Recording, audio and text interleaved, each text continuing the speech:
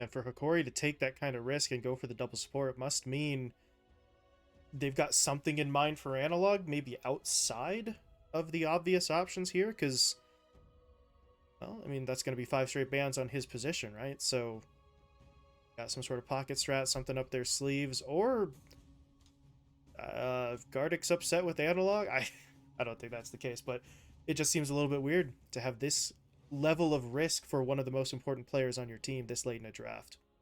Well, and it's a combination of things, but it's also just fear of the flexibility of the Pango. Because if they do, let's say, pick a hero in the weaker position that can just get countered out by this Pango going to a different lane, and then again, like for instance, if I said if they pick Kunkka, then they just get Timbersawed, that would be in Hikori's probably minds an unwinnable position. So by delaying this, they do delay that kind of inevitability, but it still just doesn't feel great. And then Sniper, I mean, it's Sniper. It's a hero that will eventually lose his tier 1 in a lot of real estate to the Broodmother, in all honesty, but at the same time, what does Bloodseeker do now in this game? You know, he's going to have to buy a Blink Dagger on Bloodseeker. It's pretty much a one core matchup. The way that Hikori get onto buildings now, aside from just the Broodmother cheesing those buildings, is now extremely difficult, and it's just a hero that doesn't lose. Just Shrapnel is too good of a laning spell. Just very simple stuff from 5RAT. And it maintains that flexibility by taking the carry here. They have ultimate last pick, so Hokori will have to choose Analog's hero, still not knowing what that matchup is going to look like. Although, looking at that first ban in Phase 3 ET, they removed the Mars, so I suppose technically speaking, some teams are still sort of looking at the mid Mars, but it feels like Hokori are leaning towards that ban as more of an off-lane choice. Yeah, and of course, you know, Mars, flexible heroes. All these heroes are very flexible heroes and ones that 5RAT would definitely just play. But I think also looping back around and now just making sure that the Broodmother is covered. Because if there's only a Rolling Thunder you need to worry about, you know, Rolling Thunder does have a 60, 70-second CD. So if that's all you need to be scared of, then I think reducing the amount of tools that 5RAT have in their kind of back pocket are very valuable here for Hikori. And then I feel like that's just the you played a 9 versus me last game. You know, I don't want to play it versus it again because speed is just phenomenal laner. It just works. And that hero is so customizably works for him. Because I feel like you don't see that hero played by many other players in that position. Not to mention the items he ends up going for, but hey, what works, works. And now, Hokori, what are we going to see for our boy here? Because honestly, they could just still pick Tusk. It's not awful. That's not a bad option for Hokori if they really wanted to. Gives them some more dive for the sniper as well, you know? That could just be their best choice here. Is yeah, honestly, that's probably is their best choice, and we'll have to see. They only got 10 seconds left, but anything that's going to jump the sniper, anything that's going to be on the backline, and hopefully isn't just going to get dumpstered by whatever Kits goes for. And they go for the Tusk, and now is Kits just going to play something dirty like the Shadow Fiend? This is what they've done before, but hopefully they don't do something like that. I don't know, looking at the bans there, taking away Storm and then the Primal Beast ban, it almost felt like 5 were trying to maybe push Analog onto something like the Invoker. So, Hokori go for the Tusk instead, but as you said, that is an option that 5 were probably anticipating as well. So, last pick coming up. Is this going to be the hammer? Is this the... Is there a pick at all? There we go. Beastmaster, yeah. Down to 1 second on the clock there before they made the choice, and it is the Beastmaster. So, well, no switch up for the Pangolier. They will run kits on it, and ignoring the Bloodseeker situation, right? How does the Pango stack up against what's now going to be a mid-Tusk? Super easily, you know. That's like the funny thing, and the reason why they actually go for this Beastmaster, you know, in large part as well, because Beastmaster is just an incredibly good offlaner and one that's going to be very capable of drawing the lane versus the Bloodseeker. But in a funny way, because they see the melee Tusk mid hero, they say in full confidence, okay, kids, you can lane that. You don't have to worry about it. They didn't pick up a Lina or something that's just going to draw it. You're going to be able to lane versus it, so we can go for something else for speed. And speed is very happy. This is a very free Beastmaster game. Both the supports on Hokori's side can't really do all that much versus you. You've also got the Hawks that inevitably are going to be scouting out the Broodmother to then allow the rest of the lineup to catch up to it. It's just, again, kind of a by the books play from 5RAT, but what works, works. If it ain't broke, don't fix it. And now the only thing that Hokori can really bank on here is that, of course, A, they've got Rupture for the Pango, making Kits' team fights look a little bit messier and a little bit uglier, stopping a lot of those rollings, Thunders short. But also, Analog needs to have a stand-up performance on this Tusk, because, again here, he's the beginning, he's the end of the team fight. He's the one that goes in, he's the one that makes space for Vitaly. This is going to need to be Analog really fulfilling quite a few roles for Hokori.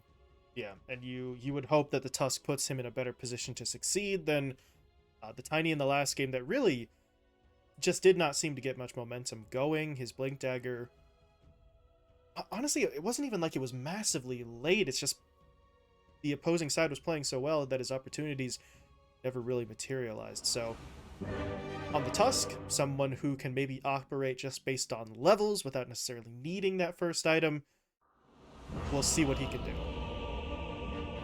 Yep, and, well, if he can rotate, if he can play the Tusk ping pong style that, you know, we're all very accustomed to at this point, at least the guys that play Dota, you know, then maybe he can get that ball rolling. But that's where it's, again, needs to be a stand-up performance from him. And then hopefully there's not going to be too many support rotations slowing him down, because I think if AB1 and Moose can shut down the Tusk, then the plays from Hokori are just going to cease. And then everybody is going to be really sad. Game 2 getting underway here. Hokori did pop the early smoke, try and get some wards down. Huh. I could have sworn DNM was in vision range to see the first ward go down, but I guess he didn't, so now Hokori know that they've put a ward up there, should be able to remove it pretty quickly, just as soon as someone makes it over. But ET, what exactly is developing here? 4 heroes went up. Dropped the sentry down early. I thought maybe they would make the full rotation to try and contest for the rune, but that's not going to be the case. So just 4-man warding mission to block the camp, I guess? Yeah, pretty much. And they do all get scouted on their way back out, so they know that this is a little bit of a battle here. Places up on the high ground ward as well, so see, because I think Analog, he might tempt it, but with the way that Kits is postured right now, yeah, does just back off. So we will just see that 2-2 split play out. 2 to each side, as Vitaly just kind of had one all to himself. And there's a little bit of sort of extracurriculars going on here. Gardic, well, maybe a little bit more than a little. He's just so damn slow. He's not actually getting out of this. Yeah. Whoops. Speed tried to snipe it out, but wasn't able to. Just level 1 axe is a little bit low damage, but Moves will take that. He gets a start, I believe, with now a full magic stick and a bunch more regen, so he's very happy. Gardic able to quickly TP back in though, so he's not going to miss too much time, but an inauspicious start there for a Disruptor who already kind of knew, right? He was going to be the target of some bullying. You are never a very durable hero, and wasn't able to maintain spacing on that, but I don't know. Does he get caught out all that often beyond this point? I feel like if Moose catches him with a bushwhack, sure, but Gardic should be able to stay far enough back to avoid that the vast majority of openings. Yeah, and Gardic is very annoying. This hero is not very fun, and he did get kind of the reclamation of the small camp there, just knowing that Moose was actually showing him the wave, and it is just going to be Gardic trying to shut out this Hoodwink as much as possible from the lane, because you can isolate Lumiere in a 1v1 versus Speed. Lumiere might need to be slightly careful when it comes to those Wild Axe stacks, but this is a pretty easy lane for him if you just get a few more levels. Let's try to make the lane as smooth as possible for your carry, and honestly, not just the idea of protecting Lumiere, but just make sure Moose doesn't get too far ahead. Last game, his levels really kind of got up there, and we saw the punishment that came out because of it, so really just make it so that he's not that playmaker, not that, 15 assist guy that he was the last time around. No, and the more the Gardic can tail him around, then hopefully the slower those levels actually come out from him, but we'll see. In the meantime, take a look over at the other side lane here, see how AB1 and DNM play this out, because, yeah, there is this play that they have to be a little bit careful of. The lift, Tali comes in. Didn't even have the Insatiable Hunger at that point, but Crystal Maiden not tanky, not fast, and I mean, the Sniper threw down a Shrapnel Charger too, ET, but we were talking up the farming ability of Shrapnel in terms of defensive strength. It's not quite as good. Yeah, just slight position error from AB1. Just simply too far up. Gets punished by the level 2. And does need to continue to be careful here, because small plays like that, they end up snowballing real quick. As well as DNM doesn't want to use his shrapnels for too many kills like that. If he can bide his time, then he'll be happy just farming the waves, as snipers do. Because it's very difficult to deny and actually sit in that shrapnel. Bit of a pause coming out here. There we go. You see AB1. Says they're dealing with a little bit of lag, so don't know if we'll have someone try a reconnect real quick or if they're just going to wait it out, but have the pause, which gives us a moment to look towards that middle lane ET, where, yeah, Kits is already maybe 1 or 2 last hits ahead of Analog, and I feel like that gap may get a little bit wider as we go. Yeah, just simple Pango things. I mean, but both, in all honesty, both of these mid heroes are busted. And Analog, of course, having slightly faster inherent attack speed and a better bat. Tusk is honestly really annoying to last hit against. It's why he's 9-7 right now. It's just a really easy hero to last hit with. He just attacks so quickly. But as we said earlier, you never get shut out of a lane with Pango. You shield crash for the important creeps. You get your farm. You get your Orb of Corrosion, and then you start walking around. It's honestly nice to see, just because I think Kit's kind of pitched a shutout last game with the Storm Spirit. So seeing that both mid laners are really going to be able to rotate is always going to have, I think, a more fun game. Yeah, I mean, Kits was certainly happy with it, but we would like to see Analog a little bit more active, because that tiny game was not the most fun in the world for him, but we'll get the game back underway, so hopefully the lag has subsided is what I was going to say, but apparently we're not actually ready to go yet. Gardic is gonna throw the pause back on. Okay. And now we're good. First time was just a fake out play, but we're back underway. Game gets started. Still pretty slow. I think everybody is now getting to the point where they're a little bit tapped with mana, so not seeing the same aggressive potential coming out from really anybody just yet. Probably 5RAT's turn, if I had to say, but they might be waiting for their level 3s before they spend any more mana on these spells. Looking to have maybe a little bit of a power spike before they go back in, because the damage trading, it didn't really get you too much on either side, so no need to get greedy at this point, although you just saw Lumiere throw down the Blood Rite again, which that does get a little bit concerning. Every time he uses that, if it doesn't do the job, if it doesn't either find him the last hit or push speed back, his mana pool is not fantastic, but yeah, it's finding him farm. That's the most important aspect here for Lumiere. 23-1, sits at the top of the board right now. Yeah, no, he's having a great start. Of course, immediately followed by Speed, so Speed's also having a pretty darn good time, but that's also where with Speed having this Helm of Iron Will, the good times just never end for Beastmaster. He is not going for the Axis build, though. He is looking to get this Call of the Wild up and then look for the punish. And Gardic, oh, what a block from Moose. That's actually so sick. Threw down the tree there, and, well, that was actually pretty damn impressive. Speed gets the kill as well. Moose doesn't sort of snag it away, so, well, talked about him already having the Helm. Progress is quite nice towards the actual Dom Helm here, and I don't know. If you're Gardic, that's gonna happen, right? I mean, he tried his best, but the Disruptor is going to be the most obvious target. Okay, well, that, the first death, that happens. The second death, I'm not entirely sure what the plan was there, because he got beat pretty bad. Yeah, no, just kind of some uncharacteristic mistakes from Gardic, and now he's going to have to make the long walk all the way back towards top, and 5RAT are proving why they find so much success, just showing that their laning stage is still probably, I think, their strongest point as a team. Long walk for a slow hero. Gardic Got that 295 move speed. Super fun. Taking some sights, Gardic. It's going to take you a while to get back to lane, but the good news, at least if you're Hokori, is that your other lanes are going pretty damn well, right? You're farming well in Analog. Lumiere, obviously, is doing pretty good, and now on the other side of the map, Tali's trying to get a bit aggressive, wanting AB1, but his health is pretty low. He's got some stick charges, but now he's rooted, and I may have ever so slightly cursed him. Yeah, it is unfortunate, as well as Theliacord taking a lot of that XP, so it means that that 6 from the Broodmother is coming out a little bit slower than you might like.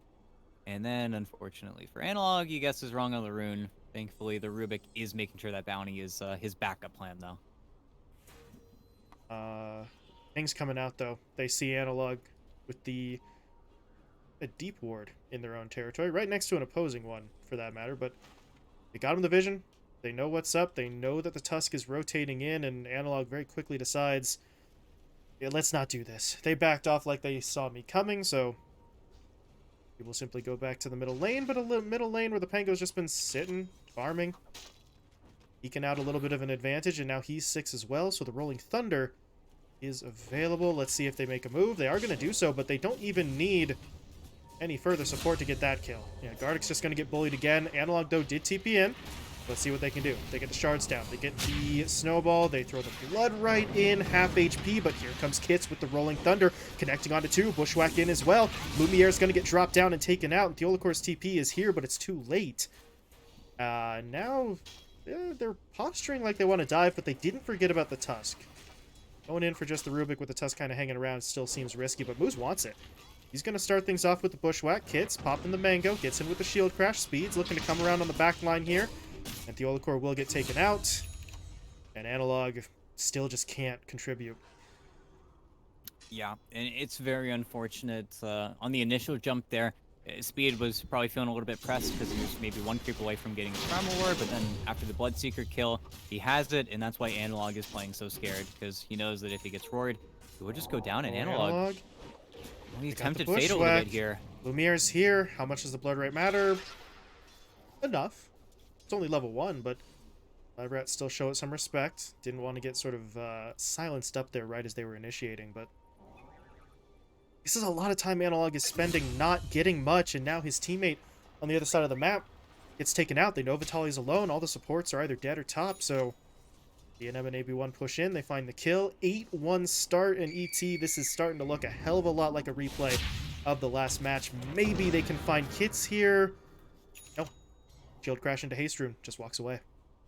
Yeah, just luck of the rune. Just works out for you. And then he's just running around again, and with Rolling Thunder, he can definitely hover back towards top if they feel like there's going to be any sort of defense here, but he's already claimed the tower, so why would Hokori even tempt fate? But they're just having a really nice early game. Again here, they're kind of forecasted to have 3k gold lead at 9 minutes, just like game 1, so Hokori certainly are still up there, though. Like, especially level-wise, I feel like they're much more capable of making plays happen. They've also invested a lot more time into actually stacking, so they've put their attention elsewhere and certainly fed a little bit less, but 8-1, this would be time for them to kind of get their moves in gear here, and it looks like they're looping all the way towards bottom, but Vitali's not even level 6 down here. And AB1, he's just going to find him, and again, with the shrapnel, with the slow, with the headshot, I think Vitali's going to die before they even get here. What a stick, but just a single A-click and he'd go down, but no. Not dead yet. AB1 gets hit instead. Vitali's just going to try and scurry away. They'll take down the Crystal Maiden, but they need the sniper kill. That is far more important. Kits, though, Kits got ruptured the second he TP'd in, so he can't actually join this fight. DNM still on his own, trying to fight his way out of it. Not going to be able to do so, but Vitali, what are you doing here? He comes back in, gets bushwhacked by Moose, so they will find the first kill. They get a second onto Theolicor. I think Vitali was just trying to do some damage from long range, maybe with the Bola and the Spawn Spiderlings nuke, but he walks into trouble. That makes it a 2-for-2 trade, but at this point, ET, if you're Hokori, I mean, you did anything you could get, so you're still happy with that. No, you're extremely satisfied, honestly. And tower defended. Of course, you kill the spider as soon as he gets level 6, so now Vitali is going to have to look to establish himself here. And you get to rotate DNM towards mid. So even though it's unfortunate that he dies, he gets to reestablish himself on the map and pretty much exactly where he wants to play. And they even smoke up and get aggressive with the tome here because he has Sharpshooter now on that Hoodwink. But this is a scary fight for 5RAT to take willingly. They do not have Rolling Thunder for another 25, so a little sketch. There's the snowball into the Walrus Punch. Bushwhack does a nice job of disrupting it, though. Now AB1 tries the freezing field, but he's going to get glimpsed back, but Analog is still low. They will finish him off. It turns into a trade, though. Kits gets taken down. Meanwhile, Teolacor, what did he take? He took Nova. He's going to be able to slow AB1 down a little bit. Then they get the Telekinesis into the kill, and... Okay. 2 for 1. Got brood mothered. And they just rotate too heavy. Too heavy, too quickly. It looks like a bad jump from Analog initially as well, but Kids just ended up eating so much damage, and now they do have the Rolling Thunder, so honestly, I would not be surprised if they go for a round 2 bottom and it ends up looking successful for them, but that's where they do kind of have to keep this brawl going, or they have to decide to look for a play elsewhere, even though Speed right now is so happy. He hasn't seen a hero in a good 2 or 3 minutes.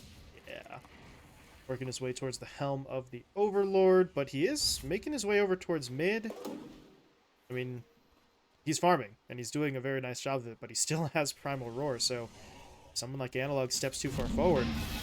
Might as well try to get involved there. Instead, they're hitting up the towers. The Olacor got Call of the Wild. That's... okay, why not? He's got a boar. We'll be able to clean up the Hawk with it.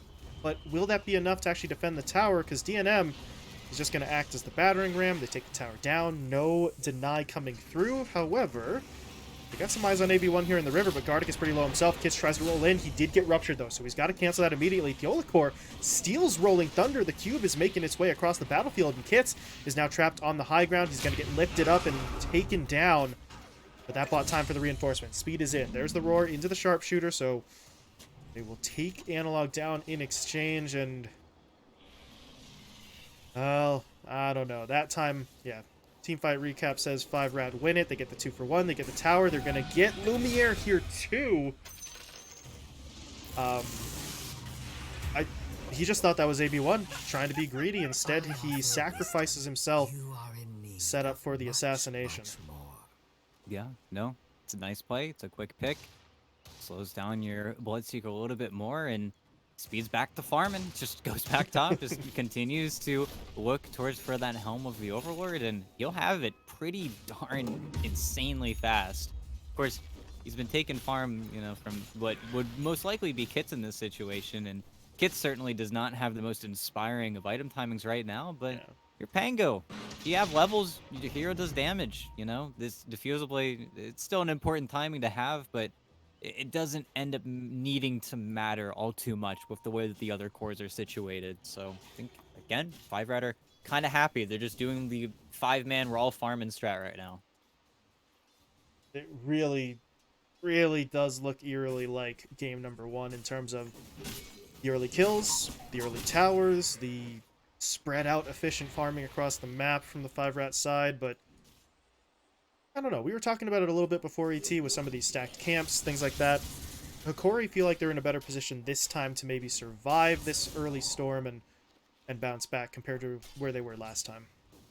Yeah, and ooh, a little bit of a fight. AB1 steals the haste, though. Punch. They're able to find the kill, but now can they get out cleanly? Analog is getting really beat up here, and Gardic actually had to drop the Static Storm just to try and keep him alive, but the Assassinate is still flying through.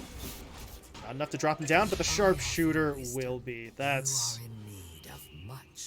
just not fair. Got to dodge out 2 hits, wasn't able to do either, so Moose finds the kill, and Analog, well, I don't know. He's 4-3. The stat line's not terrible, ET, but with this early Deso build, okay, cool, you'll have damage once you finish it, but he's not really as active as maybe Hokori were hoping he could be. Yeah, just a little bit too much time, I think, in those side lanes and just not finding the insta-kills. And, hey, Helm of the Overlord's done. Let's go kill Roche. Why not? 15-minute ages for probably your sniper here, even though I can see Kit's wanting it too.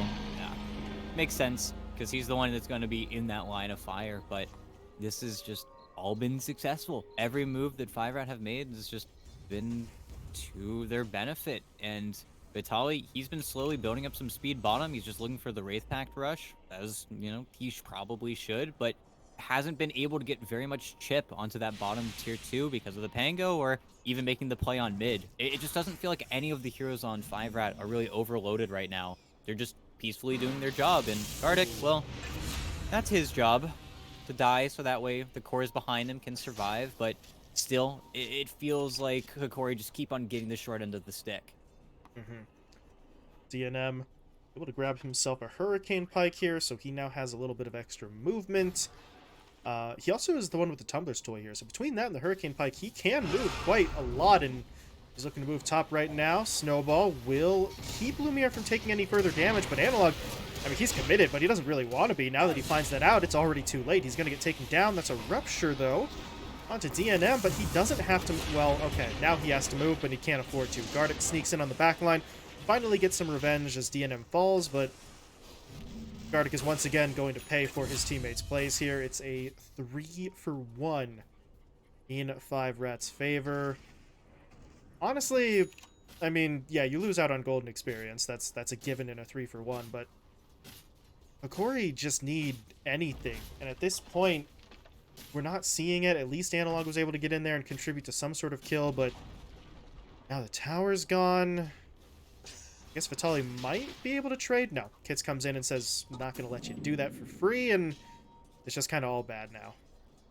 Yeah, and it's funny because in that situation, you probably wanted the sniper to have the Aegis, but what this Aegis allows Kits to do is basically just be bottom, and it forces Hokori to no longer have a play. Because if somebody's pushing out the Broodmother's lane, then, you know, you'd say, oh, we smoke and we kill him, but oh no, on the gates of your base. He's just trying to clear the wave, and he used Snowball, and the second they see that, okay, he has no defensive capabilities here, no Blink, no BKB, obviously, so the supports just kind of get in there and get the job done. At least there's a BKB now up on Lumiere, so he's going to be a little bit harder to bring down, but he hasn't even really been the target. He's gone down twice, but for the most part, they're leaving him alone to bully up this Tusk. Yeah, they have hit an item timing on Hokori. They have Wraith Pact, they have BKB on the Bloodseeker, they've got a Deso on the Tusk. It's just a matter of how they actually connect, and unfortunately for them, it's probably going to have to be just a glimpse or them having a vision advantage and then setting them up because, as we brought up in the draft, they don't have the best initiation. Until this Tusk gets a blink, there's no good way for them to start a fight. Yulakor has a blink and now stole Swashbuckle, so he can maybe be the one to get in, but if you send the Rubik in, he might not be coming back out. Let's see what they do. Snowball's going to be there. They get the glimpse as well, so Speed is a little bit out of position at the start of the fight, and they will take down moves right away. They want a little bit more, though. They're tracking onto AB1. Going to catch him out inside of the kinetic field, but the sniper's starting to get involved, dishing out the damage. Kit's coming in with the Rolling Thunder, connecting onto Analog. He was ruptured, however, but that doesn't matter. He's still able to get the damage in. Analog will fall. Meanwhile, to the north, Vitali, ever so slightly abandoned by the rest of the team. Split focus a little bit from the Hokori side, and I don't think they realized that DNM and Kits were within sort of engagement range on that one. Yeah, in that fight, you just feel... Oh, a bit of missed force that from DNM, but you feel how impossible it is for Lumiere to play his hero. Because he still has BKB. He just could not walk up to the sniper because you can't walk up to sniper as a Bloodseeker. You will need a Blink Dagger. You need to already catch DNM in a mistake before you can even just play your hero. And it's that type of rule set, kind of the boundary that is going to stop Lumiere from winning a lot of these engagements for his team. Because even though the Rupture's perfect, it locks out Kits from the fight, the damage is already done. And now bottom, yeah, this is not a great situation. Lumiere, yeah, has to activate it. He's getting some nice damage onto Kits, but he knows he really doesn't want to track that down. Gardic says, let's go for it anyway. Gets the glimpse back. Now they might have a chance. They're keeping Moose away to the east, so he cannot assist on the second life. And they will drop Kits, even using the Rupture there, just in case the Pango had, I don't know, something in his back pocket to try and survive it. So, a lot of effort expended, ET, but they needed a kill, and they do finally get one cleanly. Yeah, and definitely a mistake from 5RAT. They pinged them out themselves that they're going a little bit too far away. A kill that only really is attempted because they have that lane ward still bottom. If they don't have that, then they probably would have just kept their focus back on mid, but they walk a little bit too far away in an area of the map where neither of the remaining cores can get to, so Definitely a little bit of a miss, a whiff from them. And they might lose their mid tower for it, but we'll see, because this is only the beginning. Hokori need a lot more to actually ever take a full 5-man fight versus 5-Rat. And they are cleaning out the spiders and the creeps quite nicely, so the tier 1 for now should survive, and... well, if you're Hokori, now what is your play? They were able to find a nice pickoff. Fantastic job, but that still feels like it's not enough for them to go into a fight. They still need to try and find their moments when 5-Rat are kind of split up, and right now they're doing the literal opposite of that. 4 heroes grouped mid, looking to take a tower, so... can they really defend this even? I mean, Static is here, but the tower's already going. Right-click down, and now if they want to, they could go up and cause quite a few problems, just, if anything, to force their opponents back, but it is a little bit risky here, because you can still just get ruptured a little bit too close and then get walked down, but the Hokori still need to figure out a way to deal with the sniper, and I don't know if there's enough left in the tank here, because certainly the Broodmother's not the one that wants to come back right now. Vitaly wants to stay bottom and at least get a trade on that tier 2, but until then, that's half of the tier 3 gone. Basically nothing committed there. The Ancient Black Dragon's taking a little bit of damage, but not dead. It's already starting to heal back up, and... well, if you're Hokori, you're just trying to buy some time, I suppose, but... as you mentioned, the tower lost half of its health.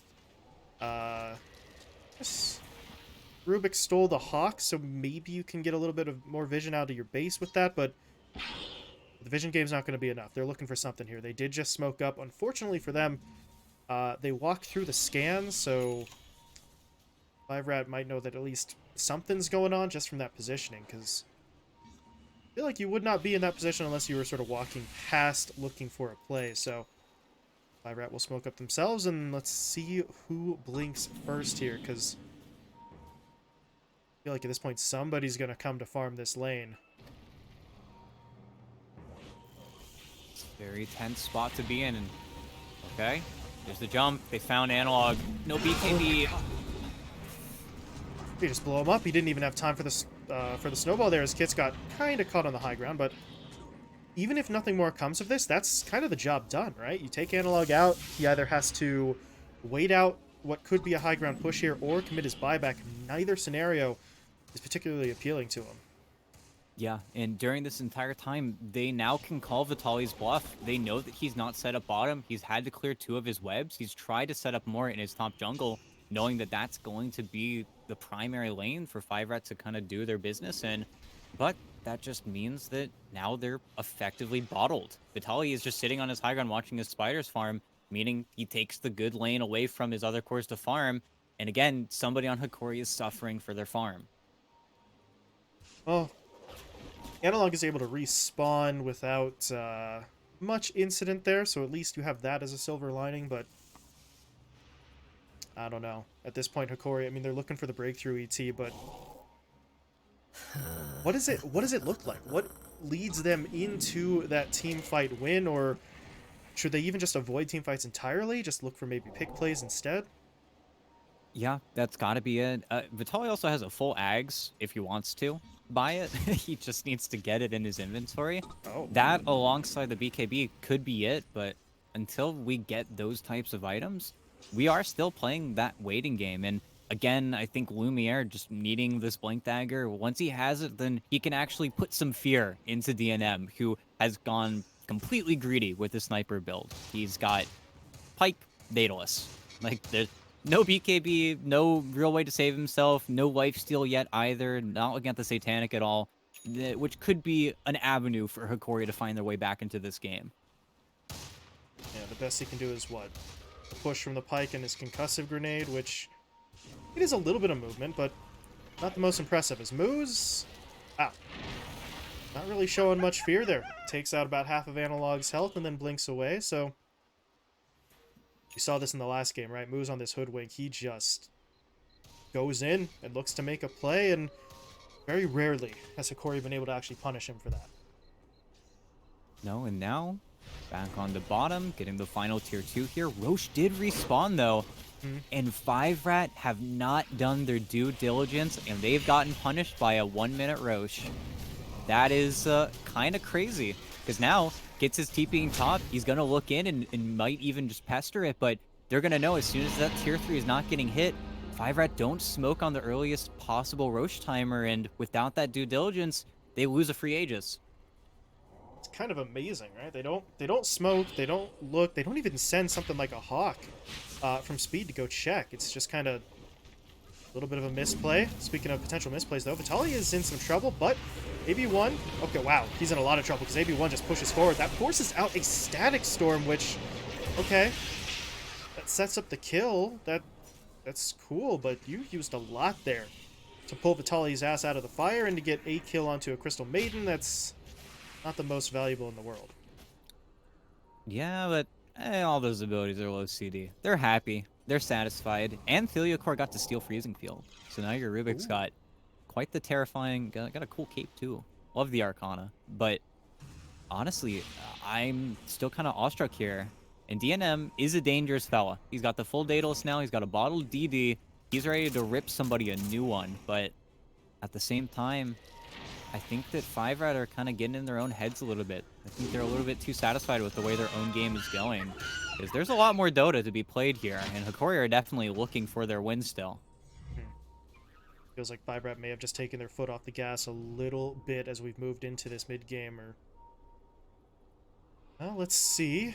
Full 5-man smoke. This is very risky, but Gardic just kind of leads the charge, and they're going to give it a go. Snowball onto Moose. That is going to allow them to find one kill. Gardic gets taken down, but he'll buy back immediately. DNM, meanwhile, got jumped. They hit him up with the Freezing Field as well as the Rupture.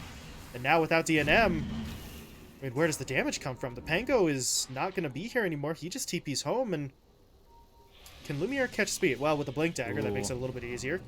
Trying to catch him in the Blood Right, but he's just getting slowed up by that board. They do turn around to kill it. Vitaly takes out the Ancient Black Dragon, so you may not have gotten the kill onto speed, but 255 gold is, I mean, half a hero kill already, and then they get an actual hero kill afterwards as AB1 stuck around a little bit too long. So Hokori, death on Gardic, buyback committed.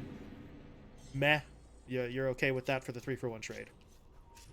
Yeah, and really, in that fight, Analog just somehow slinked his way onto both the supports and caught, I think, AB1 and Moose just wholeheartedly off guard. Of course, one shot's the Hoodwink. The Lumiere during that fight just perfectly found the sniper immediately, and then, of course, you don't have very much to give. As soon as you're caught, all you can do is just take aim and then sit down, buckle down, do as much damage as you can, and hope that the team fight ends up going in your favor. But I think 5RAT, again, just get too comfortable. And something that you can definitely see even on the map right now, 5RAT have 3 lane wards right now, looking for Hokori heroes leaving the base, but they don't have any big vision. All of their big vision is even on their own side of the map and freshly placed. They just weren't able to, I think, control that big of an area, as that's what they were postured for. They were sitting down there to push onto the tier 3. They definitely just should have been, I think, a little bit more prepared, and then just not respecting the Bloodseeker, because DNM as well just completely caught off guard.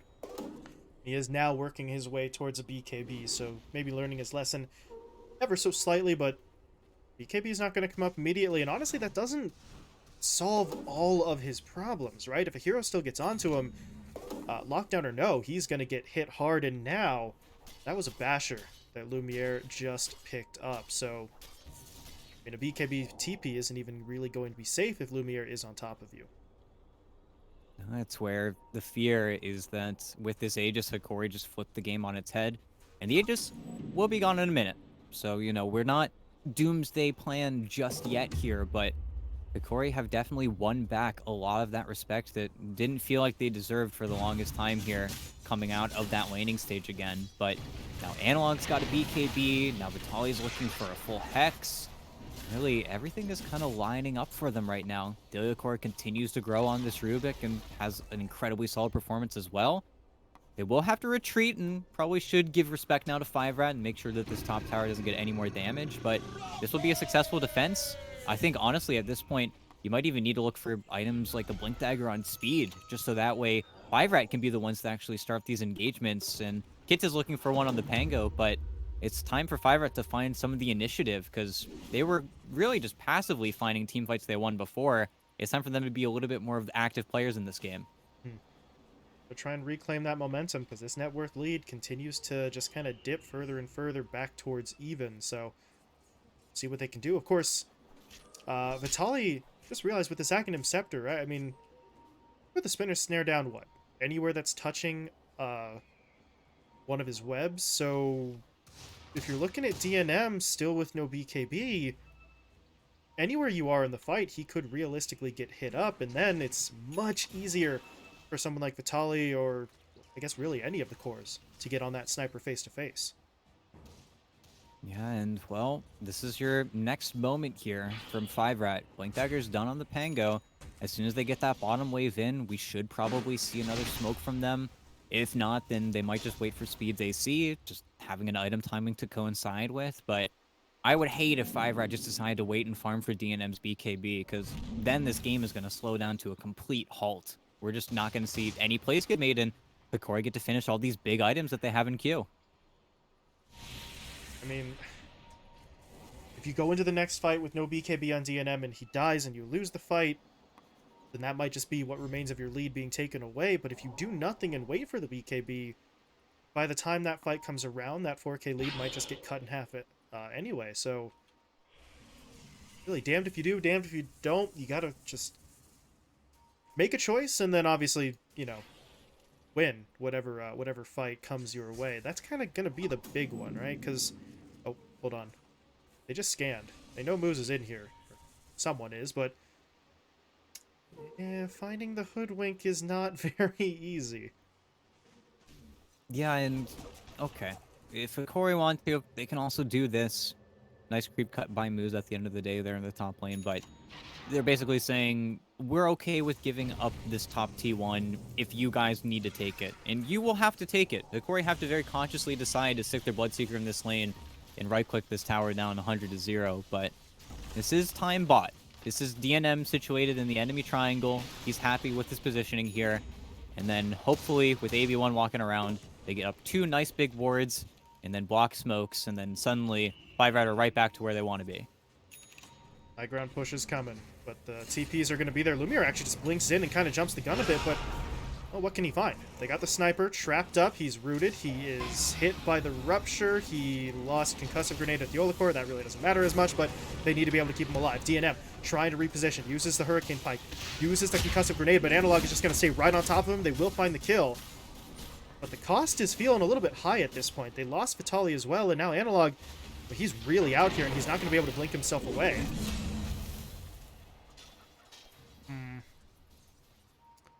The problem with that is, with the current state of the 5RAT lineup, ET, the push can continue even if the sniper's dead. Well, they push in. Now they can just immediately go onto the racks. Still got Glyph. That was the first tier 3 claimed, but they are extremely happy. And you do have buyback on Tusk. You almost want to use it, but I think they're just going to sack the racks and say that mid's too healthy for them to swing, but they're diving, and they're dying. Kiss just shuts it down, takes both of the supports. They get the roar as well onto Lumiere. He's got to try and defend himself, but he can't do anything about that. That's E-Blade into the sharpshooter.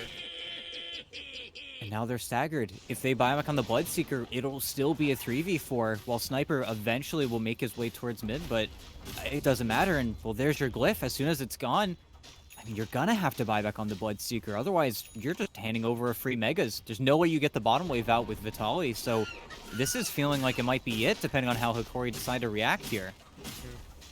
They've got to try and get the highest number of heroes up at the same time that they can, but even if the Bloodseeker buys back right now, you don't have Gardic, you don't have Static for 35. You're waiting for Rubik, but there's no time. This isn't going to work. Now they buy back, but now it's too late. They've got to try and go. Analog is going to push in, gets the Walrus Punch down to the Pangolier. They're going to drop the Rupture onto Speed as well, looking for any kill that they can get. Bash will connect, so Speed does get taken down, but since Kits wasn't ruptured, he is going to be able to walk away.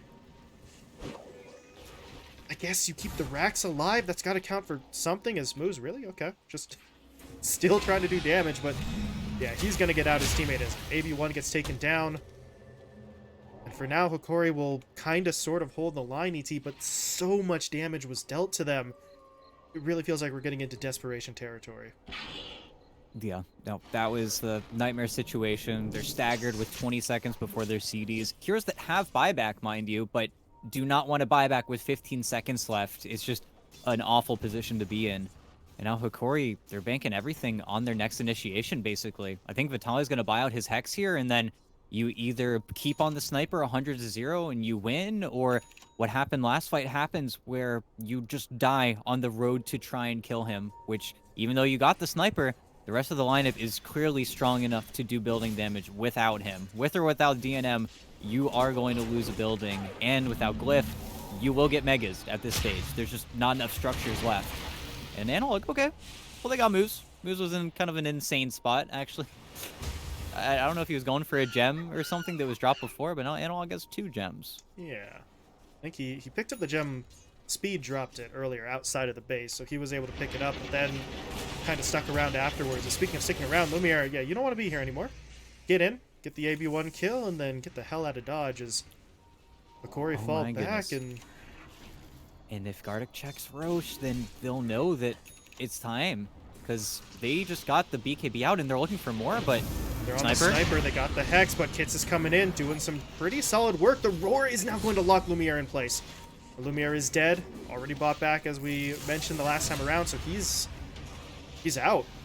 There's just no fight to be had anymore. They took that engagement with Analog basically all the way back in the base too, so I'm not really sure exactly how that was supposed to go, but I think maybe they just saw the sniper and didn't realize everyone else was nearby. But look at this, they're going to lean into this. Down 2 heroes, they still know we have to try and contest Roche, or at least maybe make it look like we're going to contest Roche, but this isn't a fight that I think they can win. Vitaly's already getting hit up. Analog was able to find that one snipe out, but yeah, even through the BKB, it doesn't matter. They'll take him down. They'll take down Gartic as well. Vitaly's getting targeted by the Assassinate. Shouldn't kill him outright, but it'll push him back, and well, Speed's still going. Linked in, not able to catch the Hokori though, but that should free the Roche pit up again. No, they walk in. There's absolutely no contention. It's the 3rd Roche. You got a refresher now for your Pango. Nobody cares about Cheese anymore. It's okay. Even pass the refresher over onto Speed, but with 45 seconds on the Bloodseeker, they are easily going to have enough time to march in that top wave, probably with another 20 seconds to go. And Hokori have to jump outside their base with 2 heroes alive. I'm feeling like this is it, though. I don't know how much more game they have. They've got tier 4s to play with, but this feels like almost assuredly mega creeps. Just a rough scenario, but oh, with 5RAT not quite, you know, booking it across the map, you're at least going to be able to get Disruptor and his Static Storm back up.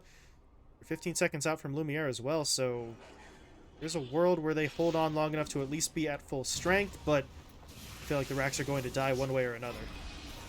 Yeah, and now you're just playing knowing that you're megas, and then hoping that you can actually win this game, but Aegis Sniper, it's a hell of a thing to play against. It's a lot of snares being thrown out by Vitaly, but I don't know. For now, they're not really overly helpful. They're just kind of obnoxious, but Hokori do try to take the fight. You know, it could matter, but where, when, who do they target? You know, all questions that at this point I'm not even sure Hokori know the answer to. They might just look for whatever comes their way, but Speed, let's get the Boots of Bearing. Okay. Don't really get to see that all that often, but that's going to make this 5RAT lineup that little bit tougher for Hokori to break through, and breaking through their opponents quickly has kind of been the issue for Hokori all game long. Yeah, and honestly, speaking of targets, the best one probably is Speed at this point with how much he has in his actual inventory. Of course, top net worth hero as well, you know, put some respect on his name. But he's also the one that has just ruined every single initiation from Lumiere. Every time he tries to close the gap with his BKB and Blink Dagger onto the sniper, he gets roared, and the rest of the lineup can't meet that same pace as him. Even when Analog has tried to close the gap, it always feels slightly staggered. And they do have the Aghanim Scepter, so the Tusk can go, and Rolling Thunder is making space right now. Really just doing it because he has the Arcane Rune, so he knows he'll have it up in another 40 seconds, but just kind of a prod play right now. Lost about half of his health to the Rupture, but still feeling okay as Analog... Was that supposed to be a kick back? Because kick DNM out of the base, but I suppose with the Aegis, if you kick him into your teammates, then that is basically just an initiation for the opposing side, so kick him out, maybe try and burn through the Aegis first, then see what you can do, but with the Megas pushing in on all sides, 5RAT no matter where and when we choose to push in, we'll have the advantage. No, and you see the couriers. Oh no. It's a sea of couriers trying to get it. The pilgrimage to the secret shop, it's just not gonna work. But now you've got Rolling Thunder back up. They're looking for another initiation, another poke play, and if anything lands, they'll jump it. It's just looking around, seeing what's available. Rupture's back up in 5, though, so gotta be careful. Now the Glimpse, nope. Gonna be able to use the curl up to avoid that, so he will be fine for now. All the abilities are up now on the Hokori side. Again, Rupture is available again. Static Storm is still here, so Hokori are certainly backpedaling. There's no denying that, but they do still have at least one fight left in them. And you got Megas, you got Carts on top. The more chaos 5RAT create, the more overwhelmed they are. But oh, the kickback speed! Well, that was the target. They find the kill. Now they can maybe clean up these creeps. Yolikor blinking away like he was trying to hit somebody, and he did get kind of close, but not quite close enough. I guess they bought time, if nothing else. Tier 4s, though, really did get beat up by those mega creeps, so it's not an ideal situation, but at least they're not dead yet. No, and with speed dead for 60, they bought themselves another minute. Done. You'll take that. You get to farm, you get to look at your buybacks now, because up until this point, you've been playing, breakneck, hoping that you just wouldn't lose the game, but Lumiere's is going to come back up, Analog's farming for his, all the supports are looking at theirs. I mean, and, even though 5RAT are surely ahead net worth-wise, playing into buybacks, you will have to slow down the pace of the game and then look for an actual clean jump, but I think they get, again, a little bit too comfy and don't feel confident enough to bring DNM up too close. Because if he's hitting those tier 4s, then they're forced to jump onto him. But I think even them, they're kind of scared of what that Aghanim Scepter on the Tusk can do for them. And we're going to be holding Megas now. The Hokori are kind of doing it. I mean, still a lot of work to be done to actually mount the full comeback, but every moment at this stage is a moment that they weren't necessarily banking on having in the first place, right? You're kind of playing with house money at this stage. You really weren't supposed to be here. This is a game that they probably should have lost maybe 5 to 10 minutes ago, so they're trying. Kits, okay, thank you, Kits. It's caught in the wall and swashbuckles out. My keyboard is not working. Still some weird stuff with the Pangos sometimes, but down in the bottom lane, they spotted out Analog. Dive Bomb is not going to really do much because the BKB does get popped and Analog TPs away before Speed can catch him. Bought more time. 2 heroes rotate bot. They're not able to get anything, and BT 5RAT are starting to posture in a way that makes me think they might just end up waiting for quite some time here. Yeah, could see them just decide to wait for another Aegis in their sniper's back pocket so the NM doesn't have to worry about the jump. But yet again here, and I feel like for the 5th or 6th time we've seen this tournament already, Ag's Broodmother. It's a hell of a thing. You gate off your entire base. You have to make the awful decision of, are we blinking over it or are we going through it? Because, well, if you're going over it, even if you get forced through it, you're going to have to BKB it. It's just where this Aghanim Scepter is game-changing. And especially when heroes get so condensed like they are, it's ridiculous. I mean, it's basically the equivalent of having an extra hero, right? Just standing on the front line that you don't really want to have to deal with. But if you're not dealing with it, listen, Megas are maybe not quite as valuable as other creeps, but they're farming and have been farming them for quite some time now, and the money is coming.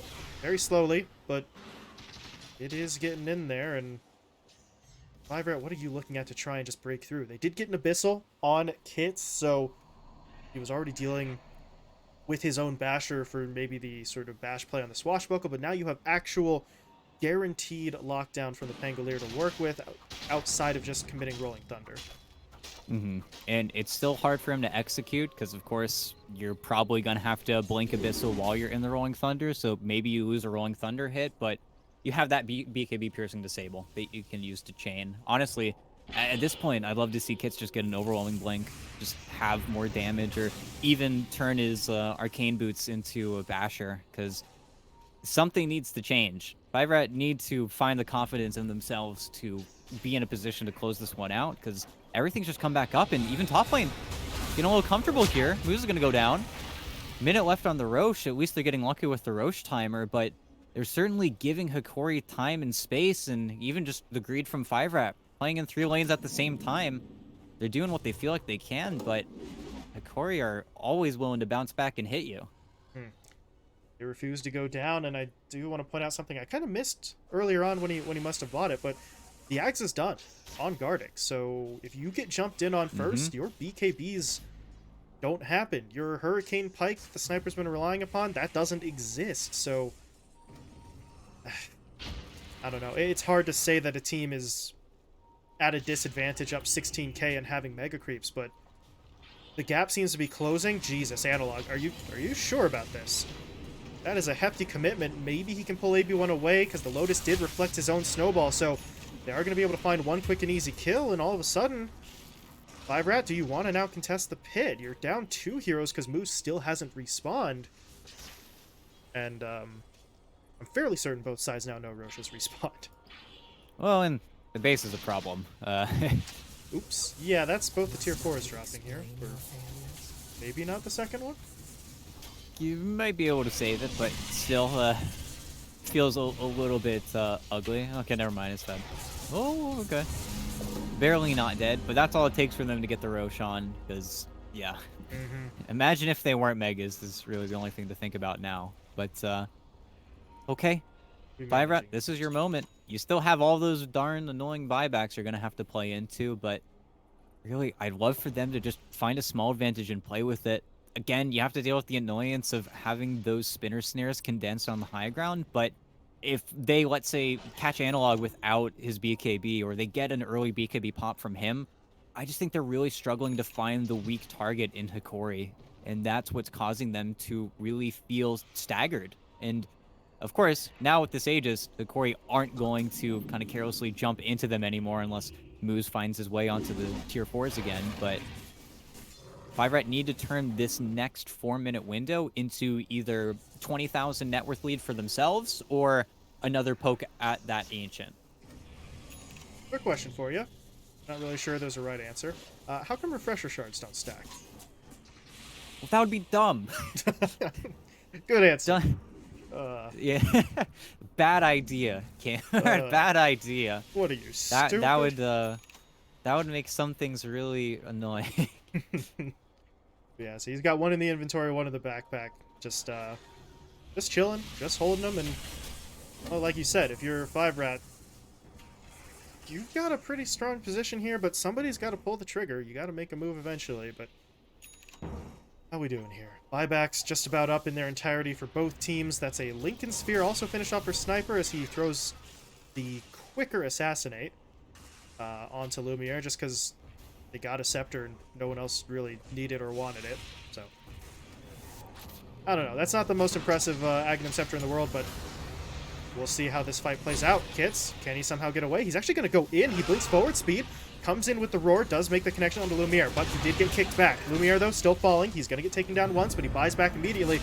His teammates, though, not in a good way. Gardic taken down. He'll buy back as well. The Olikor will fall. The Ancient now exposed. They're going to pop the Glyph here, trying to clear through as much of this as they can, but if you're 5RAT now, and now is your moment. Push in, close it out. Analog taken down. Gardic will fall for a second time. They get a bash in onto Lumiere. He pops a BKB, but then a second roar comes out to keep him locked down anyway. Freezing Field, meanwhile, channeling out in the middle of all of this.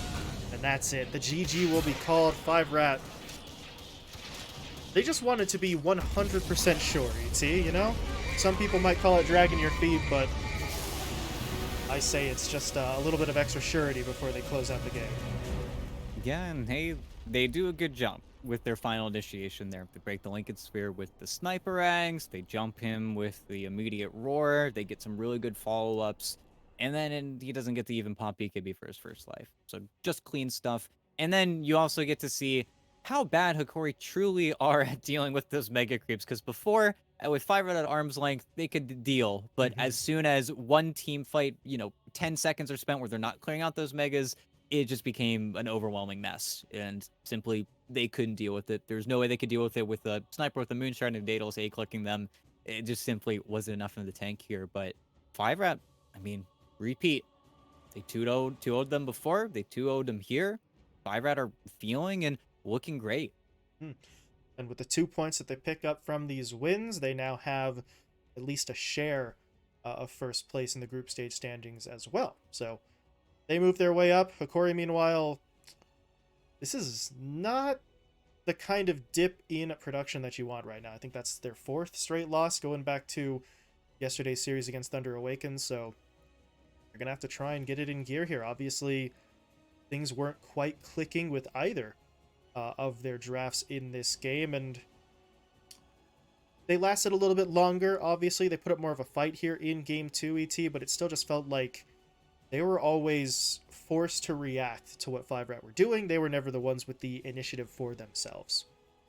Yeah, and I think sadly it just ended up becoming the analog show again, where there's just so much pressure on him to do so much. And laning wise, again, they're going versus a team that's, I think, kind of known for their laning stage at this point in Dota, but still, I think that they dropped the ball in those first 15 minutes of the game just easily. Just don't feel like they came into the lobby feeling like they needed to win Dota versus 5-rat. But, that's where there's still time. There's still, space to move up and down in that bracket. But Hokori is kind of getting there where we're going to need some wins. Otherwise, fear of elimination is certainly going to become something that Hokori deeply do not want.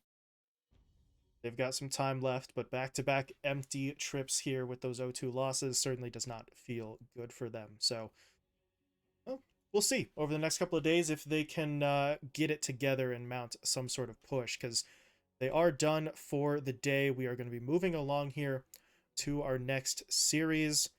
Little bit of a mix and match in terms of the positioning and the standings for these two. It's Thunder Awaken versus Cringe Crew coming up as our next best of 2. Thunder Awaken obviously hanging out near the top of the bracket, while Cringe Crew are not in the top of the bracket. That's maybe the more polite way to say it, but an opportunity for Cringe Crew, right? Maybe this is their turning point. It's not going to be easy, ET, but they've got to bring their best.